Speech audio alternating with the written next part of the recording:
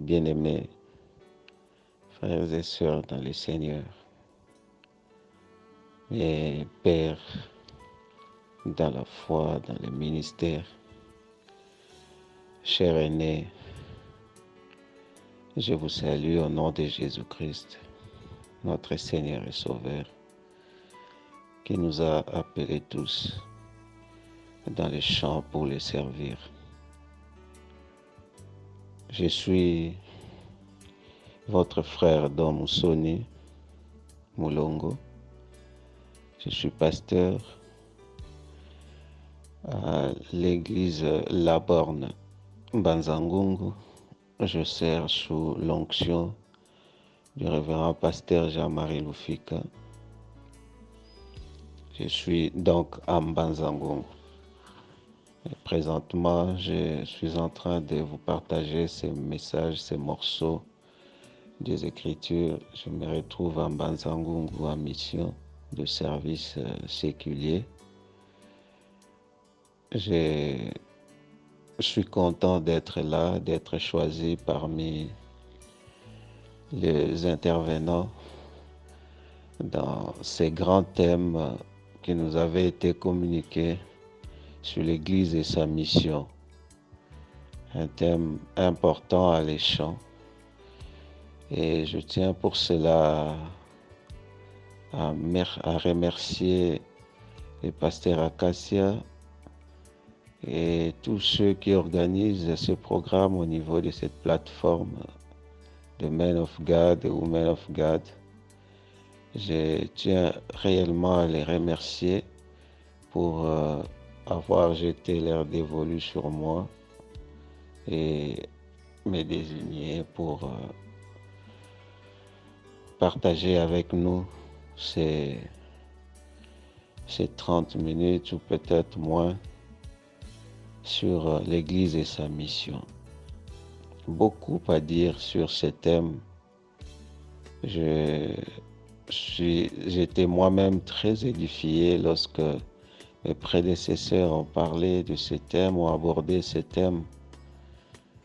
Quelle richesse, quel enseignement tiré de ce thème sur l'Église et sa mission. Que le Seigneur bénisse mes aînés, tous ceux qui m'ont précédé dans ce thème. Merci de nous avoir édifiés.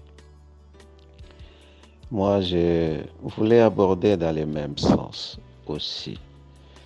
Vous savez que toute institution qui a été créée, soit par les hommes ou par Dieu lui-même, a une mission. Celui qui crée une institution, une organisation, il lui confie aussi des missions bien précises.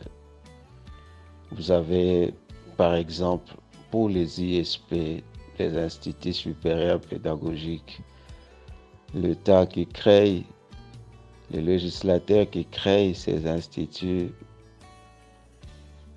leur confie des missions et dit ils forment des enseignants, des qualités morales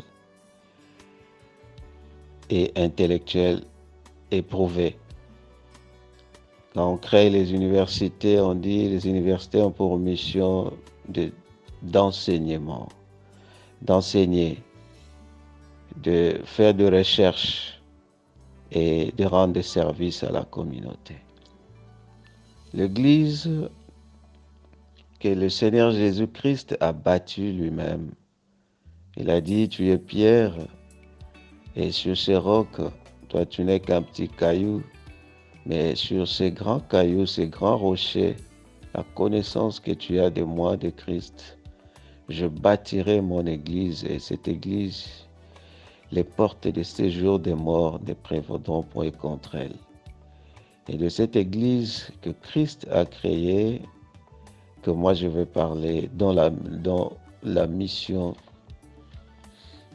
nous sera communiquée ce matin. Alors, Christ confie une mission à l'Église. Cette mission est triple. L'Église a une mission triple et La première mission, comme mes prédécesseurs l'ont dit, c'est la mission envers Dieu d'abord, son bâtisseur, celui qui l'a institué, qui l'a créé, Dieu, l'adoration, l'adoration. Et Dieu veut que nous puissions l'adorer en tant qu'Église, en tant qu'Église dénominationnelle. Notre première mission, c'est envers lui-même, le bâtisseur de cette Église, l'adorer. Et ça, je pense que c'est cette mission, beaucoup d'églises arrivent à la réaliser. Et les églises, généralement, nous fournissons des efforts pour acheter des instruments, arranger ce qu'il faut, donner les matériels qu'il faut aux chantres pour nous préparer dans cette mission d'adoration. Et beaucoup d'églises, nous savons le faire, nous adorons le Seigneur et nous nous exprimons devant lui. Et voilà, cette mission, apparemment, elle est remplie par beaucoup d'églises, beaucoup d'églises. Mais ce que moi je voulais dire, c'est aller un peu au-delà de cette façon de voir l'adoration. Je voulais que nous puissions amener l'Église du Seigneur aujourd'hui à adorer le Père comme il le dit lui-même en esprit et en vérité. Et lorsque je suis allé chercher dans Romains, le chapitre 12, le verset 1er au verset 3e, où la Bible nous demande de donner notre corps en sacrifice. C'est cette exhortation que Paul est en train de faire aux Romains. Bien-aimés dans le Seigneur, je vous exhorte donc à offrir vos corps comme un sacrifice vivant, saint et agréable à Dieu, ce qui sera de votre part un culte agréable.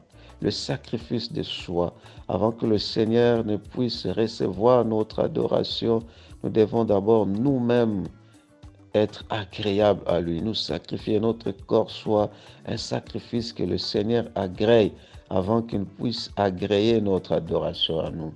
Et l'adoration que le Seigneur demande, c'est ce que nous devons faire, nous, en tant que membres de l'Église, avec, comme il le dit, en esprit et en vérité. C'est lui qui peut adresser à Dieu une adoration en esprit et en vérité. C'est celui qui marche correctement, droitement devant lui. On ne peut pas adorer le Seigneur si on n'est pas propre, si on n'est pas saint, si on n'est pas agréé de lui. Et Dieu ne peut agréer que ceux qui sont propres, ceux qui sont saints, ceux qui marchent correctement et droitement devant lui. Et ce sont ceux-là que le Père agrée et écoute. Voilà ce qui nous demande d'offrir nos corps comme un sacrifice vivant. Que le Seigneur agrée, que nous soyons nous-mêmes propres, que nous puissions fournir des efforts, comme la Bible dit à Hébreux, faites tous vos efforts pour vivre en paix avec tous et la sanctification sans laquelle personne ne verra le Seigneur. Et Dieu ne peut pas écouter de personnes qui ne sont pas propres, des personnes qui sont des pécheurs, des gens qui ne marchent pas droitement devant lui. L'adoration de ces personnes, Dieu ne l'agrée pas. Il veut que nous puissions offrir nos corps. Et le sacrifice qu'il peut accepter, c'est ce sacrifice qui est saint, ce sacrifice qui n'est pas propre et il ne l'agrée pas. Nous devons fournir des efforts nous-mêmes, mais aussi en dehors de nous-mêmes, aider ceux que Dieu a placés sous notre responsabilité de faire ces efforts, de marcher dans la sanctification du processus pour être propre devant lui et lui adresser une adoration qu'il agrée, l'adoration comme il aime que nous puissions l'adorer. Ça, c'est la première mission parce que je voulais insister plus, comme mes prédécesseurs l'ont fait, sur la dernière mission de l'Église envers le monde. les mondes qui souffrent. Et la deuxième mission, comme on l'a dit, c'est la mission de l'Église envers, envers ses membres, envers ceux qui composent cette Église. Et cette mission, c'est l'édification, la construction de membres. Mes frères, mes sœurs, mes aînés, mes pères, l'édification des membres, c'est très important. Parce que nous avons vu beaucoup d'églises où les gens étaient propres, les gens marchaient selon l'esprit, les gens parlaient en langue, les gens exerçaient les dons spirituels. Mais ces églises n'arrivaient pas à édifier, à enseigner les membres pour le faire asseoir sur des bases solides. Ces églises ont volé en éclats parce que le fait d'être baptisé de l'Esprit ne suffit pas. Il faut ajouter à cela les enseignements, la formation des programmes d'édification, un peu comme nous le faisons ici dans cette plateforme de Men of God, où nous nous édifions mutuellement, nous nous construisons mutuellement. Et c'est ça qui nous rendra solides. Et lorsque les vents des doctrines soufflera ici et là, nous aurons des assises solides, des bases solides, et nous ne pouvons pas voler aux éclats. Nous voulons que l'Église aujourd'hui puisse organiser des programmes d'enseignement. Il faut encourager les membres de l'Église à participer dans les programmes, dans les séminaires, dans les études bibliques. Généralement, nous voyons dans nos églises, les gens viennent nombreux. Quand il y a les programmes d'intercession, on va prier pour ceci, on va prier pour cela. Dimanche, ils viennent nombreux, alors que ces jours-là, parfois, on n'a pas suffisamment le temps de travailler sur l'intellect, de travailler sur le cerveau des gens. Et la connaissance, parfois, on n'approfondit pas. Mais les jours où il y a les études bibliques, nous voyons des églises vides. Très peu de gens viennent. Très peu de gens participent dans les études bibliques où ils viennent pour être enseignés, pour être instruits, pour suivre des formations qui puissent permettre leur foi de grandir. Et dans les églises, cette dimension d'enseignement, dans certaines églises, on néglige. Dans certaines églises, ces enseignements sont bien organisés, mais on ne martèle pas, on n'insiste pas pour que les membres soient présents dans ces jours des enseignements. Beaucoup préfèrent les programmes de prière. La prière, c'est bien, je n'en disconviens pas, mais vous pouvez prier. Mais vous, si vous n'êtes pas enseigné, les faux docteurs vont vous séduire facilement et vous voler en éclats et vous vous égarez facilement. J'aimerais que l'Église du Seigneur aujourd'hui, nous puissions consacrer suffisamment de temps pour enseigner, former le peuple, préparer des programmes d'édification mutuelle, d'édification de membres à travers des programmes bien d'enseignement et qui aideront le peuple d'avoir des assises dans leur marche avec le Seigneur de manière à ce que lorsque les faux docteurs, les faux prophètes passeront, ils trouveront que ces gens sont solides. Ces vents soufflera, ils résisteront parce qu'ils auront suffisamment d'assises et de bases pour tenir ferme face à ces tentations, face à ces provocations de l'ennemi. Voilà un peu, bien-aimés les Seigneurs, ce que je voulais vous dire à propos de ces deux premières missions de l'Église envers Dieu, envers ses membres. Nous sommes obligés, nous avons ce devoir, cette obligation de prendre en charge nos membres en termes de formation, en termes d'enseignement, pour leur donner les bagages qu'il faut pour les aider à résister les jours de la tentation, les jours des épreuves, et qu'ils soient solides. Voilà, le Seigneur veut que les membres grandissent à travers des enseignements, à travers des programmes de formation, afin qu'ils soient solides et forts. Et la troisième mission de l'Église, c'est envers les mondes. Les mondes d'aujourd'hui qui affichent un tableau sombre.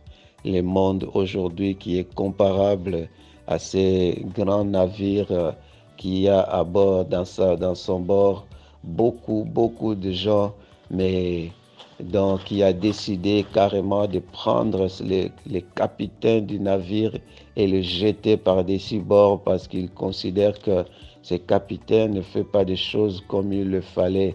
Ils l'ont jeté par-dessus bord et ce navire, le monde, est en train de flotter sans capitaine. Il a décidé de se gérer seul, de se conduire seul alors qu'il ne sait pas conduire, alors qu'il ne connaît pas les contours de l'océan, les contours des mers, il ne connaît pas la direction et ce monde est dévoyé. Et ce monde est déboussolé parce que son maître à bord a été jeté par-dessus bord. Le monde qui a rejeté Dieu, le monde qui a rejeté son Créateur et qui a renversé les valeurs et qui a remplacé le mal, le bien par le mal, parce qu'il appelle mal bien, il appelle bien mal.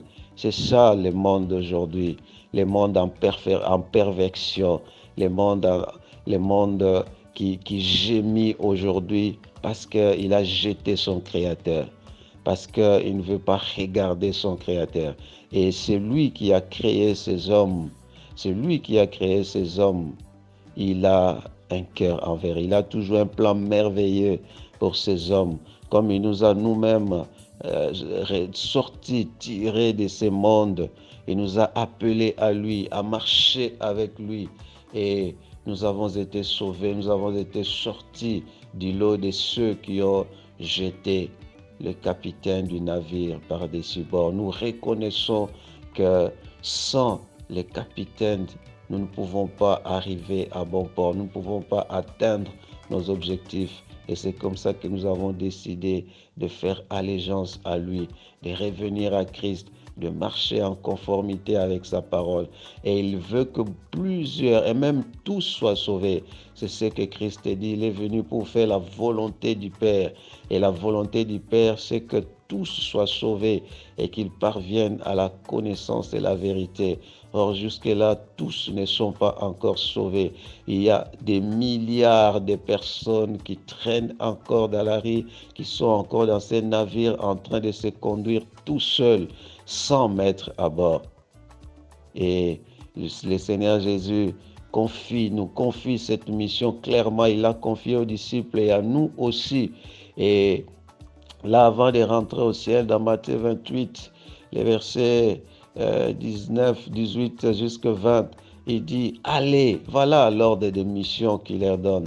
Il leur dit, allez, faites de toutes les nations des disciples, le baptisant au nom du Père, du Fils et du Saint-Esprit.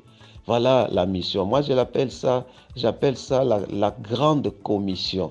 Parce que la mission, on nous envoie, la commission dont je parle, c'est un peu comme dans le monde séculier. La commission, c'est l'action qui consiste en ce qu'un commissionnaire donne mandat, plutôt un commettant donne mandat à un commissionnaire de faire quelque chose à sa place, soit d'acheter, soit de vendre quelque chose à sa place. Lui-même pouvait bien le faire, mais il préfère passer par un intermédiaire. Il dit, va faire ceci pour moi. Et donc, si tu achètes ceci, voici la rétribution, voici la récompense qui t'attend. La grande commission. La rémunération pour ces commissionnaires, c'est la commission qu'on lui donne. On lui donne la commission, c'est-à-dire le revenu de son travail, du service qu'il vient de rendre à ses commettants. Et les commissionnaires agissent en son nom, comme si c'est lui qui allait faire le travail, c'est lui qui allait acheter, c'est lui qui allait vendre. Mais ce n'est pas pour son compte à lui, c'est pour le compte de quelqu'un d'autre. Trouver un commissionnaire qui va acheter une voiture, mais ce n'est pas pour lui, c'est quelqu'un d'autre qui l'a envoyé. Il a de l'argent reçu du commettant, il va faire le travail et il va acheter en son propre nom, mais ce n'est pas pour son compte à lui, c'est pour le compte du commettant qu'il a envoyé. C'est aussi le cas pour nous. Le Seigneur Jésus pouvait faire ce travail lui-même. Il pouvait désigner, indiquer, il décide carrément, il appuie sur un bouton, il dit, pouf, tous soyez sauvés. Et cela allait être fait. il peut le faire, mais comme il ne peut pas forcer la volonté des gens, comme il a confiance en vous, il a confiance en moi, il a confiance en des hommes qu'il a déjà gagnés à lui, il dit, ces hommes peuvent perpétrer la mission que moi j'ai commencée sur terre, la mission que j'ai accomplie sur terre. Il dit aux disciples, j'ai confiance en vous. Allez, faites de toutes les nations des disciples, les baptisant au nom du Père, du Fils et du Saint-Esprit. Il leur donne donc, quelle est la mission qu'il leur donne? Il dit d'aller. Voilà l'ordre de mission qu'il leur donne. Allez. Et tout celui qui va en mission sur sa feuille de route, sur son ordre de mission, on met le motif, on met l'objet de sa mission. Et Christ signifie aux disciples l'objet de leur mission. Il leur donne, cet objet est double. Il dit, 1, faites de toutes les nations des disciples. 2, les baptisant au nom du Père, du Fils et du Saint-Esprit. Baptiser, nous le faisons. Nous baptisons les gens. Mais là aussi, je voulais dire, baptiser les gens, parfois nous attendons qu'ils soient 30, 40, 50, 100, et nous ne sommes pas prêts à baptiser une personne, 2 personnes. Nous voulons que ça soit pompeux, que ça soit cérémonial, que les gens voient qu'on a baptisé plusieurs personnes. C'est bien, je bénis le Seigneur pour les églises qui baptisent comme ça, 50, 100. Mais nous ne devons pas attendre ça, nous devons faire comme Philippe avec l'énuque éthiopien. Après avoir compris la parole, après l'enseignement, il dit, mais voici l'eau, qu'est-ce qui m'empêche d'être baptisé? Et Philippe l'a fait, il a baptisé l'énuque éthiopien. Une seule personne, un seul candidat au baptême. Après les enseignements, il est passé par les eaux du baptême. Alors, j'aimerais encourager l'Église pour vous organiser des services de baptême. Vous allez me dire, mais c'est trop de choses à faire. Plusieurs fois, faire ça plusieurs fois, c'est trop nous demander. Mais qui vous dit que cette personne que vous avez gagnée à Christ, que vous garderez pendant longtemps, pour qu'il attende les autres avant d'être baptisé, qu'est-ce qui vous dit qu'il vivra longtemps? Qu'est-ce qui vous dit qu'il attendra, il résistera? Peut-être qu'une fatalité peut arriver et cette personne que vous avez gagnée n'est pas passée par les eaux de baptême. Christ dit les baptisants, les baptiser au nom du Père, du Fils et du Saint-Esprit. Je veux que nous baptisions les gens, même si vous les gagnez seuls aujourd'hui. Si c'est un frère qui l'a gagné, il l'amène chez nous, le pasteur, nous disons, bon, ces frères, comme ils ne sont pas encore nombreux, si nous avons les baptistères chez nous à l'église, chez nous dans nos églises, et passons par les eaux de baptême, pourquoi pas directement. Nous les baptisons. Si nous avons nos systèmes déjà prévus, des périodicités déjà définies des baptêmes, je voulais nous encourager de penser à cet aspect aussi. Une âme gagnée, on peut le baptiser directement, il n'y a pas de problème. C'est ce que le Seigneur nous demande de faire. Mais sur les premiers objets de la mission, généralement, nous ne faisons pas ça. Beaucoup ne le font pas. Nous nous contentons. Christ dit de faire des disciples. Mais aujourd'hui, nous nous contentons à faire des convertis dans nos églises. Fort malheureusement, nous nous contentons à faire des chrétiens dans les églises. C'est ça. On a ignoré l'ordre des missions, l'objet de notre mission, c'est faire des disciples. Christ ne dit pas de faire des convertis, de faire des chrétiens, mais de faire des disciples, c'est-à-dire des hommes que nous gagnons à lui, que nous devons former et qui devaient à leur tour se multiplier, se reproduire pour faire d'autres disciples. Nous devons leur enseigner à observer ce que Christ nous a demandé, Christ nous a enseigné, ce que nous étudions, nous lisons dans sa parole. Nous devons enseigner à ces hommes à se reproduire, à devenir eux aussi des adultes, à devenir eux aussi des hommes faits qui, à leur tour, vont faciliter la tâche aux pasteurs pour que les pasteurs ne soient pas seuls à aller évangéliser, ne soient pas seuls à aller gagner les âmes.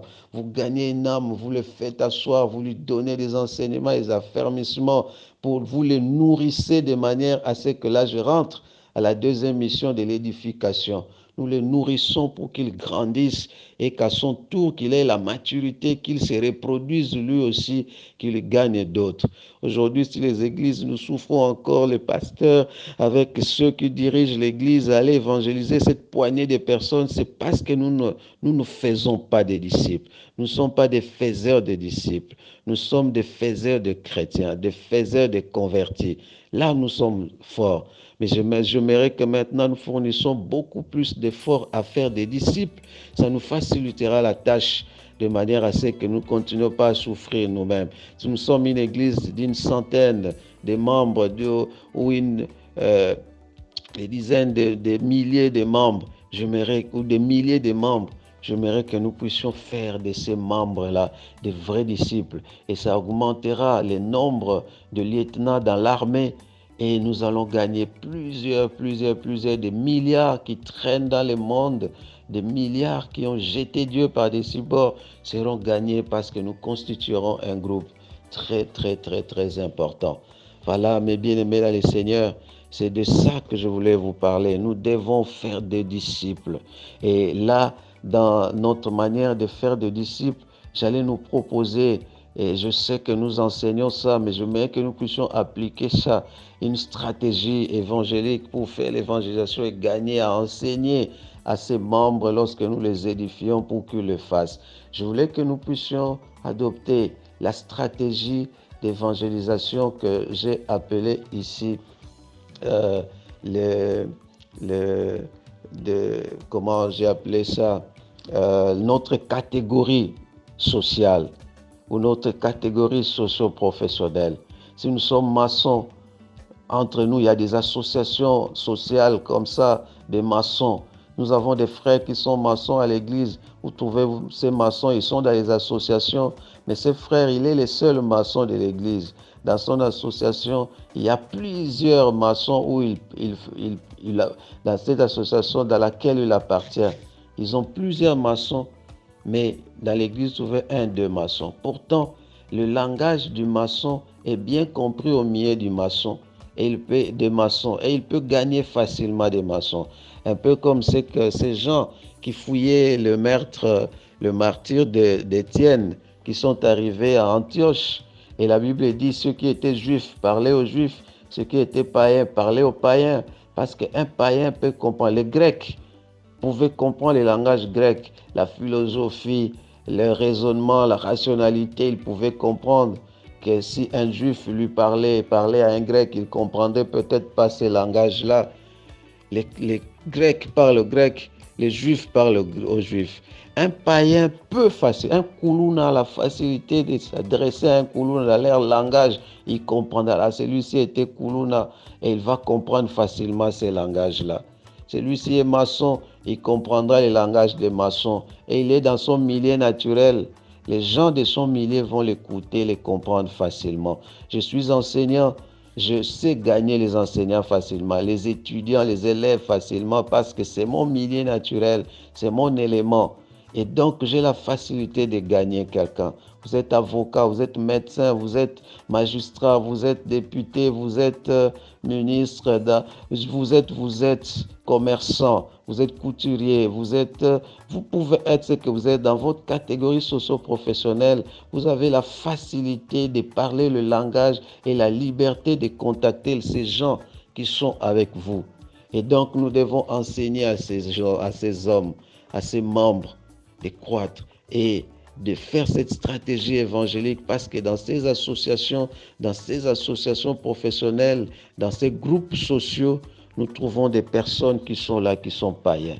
Nous trouvons groupe de mamas tel, Moziki tel, groupe tel, les associations telles, les anciens étudiants les ressortissants de l'université et nous faisons partie de ces groupes où il y a beaucoup de païens. C'est un bon champ missionnaire. Et dans ces milieux-là, comme ce sont des gens que vous connaissez, avec qui vous avez étudié le même langage, vous pouvez les gagner. Moi, c'est ce que je fais. Dans les séculiers, je suis enseignant à l'université, je suis professeur d'université et je profite à chaque année à la rentrée, lorsque j'entre dans l'auditoire, j'affiche mon identité. Je leur dis qui je suis. Et je profite pour lancer des messages évangéliques, pour parler de Christ dans l'auditoire. Je parle de la science, je parle de Christ et je gagne beaucoup de frères, beaucoup de sœurs par la grâce de Dieu et je les amène à l'église. Et ils viennent et à l'église, je le cède auprès des autres frères. Je dis, occupez-vous de ces frères, occupez-vous de ces sœurs. Et ils restent, on les forme, on les travaille, ils deviennent disciples à leur tour, ils viennent gagner leurs amis. Voilà ce que je voulais nous dire. Profitons de cette stratégie-là. Christ nous attend et la mission nous attend, la mission nous attend. Et je prie que le Seigneur nous aide à rester dans les champs missionnaires, que nous soyons motivés par l'amour des âmes, de les gagner pour Christ. Voilà la grande commission que le Seigneur nous donne. Et dans cette commission, notre rémunération est là. Et Christ a pourvu à sa mission. Il a donné lui-même les frais de mission, le Saint-Esprit. Il a dit, ne vous éloignez pas de Jérusalem. Attendez jusqu'à ce que le Père enverra ce qu'il a promis, le Saint-Esprit. Dans Actes 1:8, c'est ce qu'il dit, vous recevez une puissance, le Saint-Esprit surviendra sur vous et vous serez mes témoins. Et les témoins de Christ, ils ont reçu dans Acte 2, verset 4, la réalisation de la promesse et ils sont partis à travers le monde pour annoncer la bonne nouvelle de Christ et accomplissant la grande commission que le Seigneur leur a donnée. Que le Saint-Esprit nous aide. Prions pour que l'Église, les membres soient remplis de l'Esprit et qu'ils soient enflammés du zèle de l'Esprit, de l'Évangile pour aller prêcher l'Évangile. Voilà les frais de mission que le Seigneur nous a donnés. Le Saint-Esprit. Le Saint-Esprit. Que le Seigneur nous bénisse et nous fasse beaucoup de bien. Amen.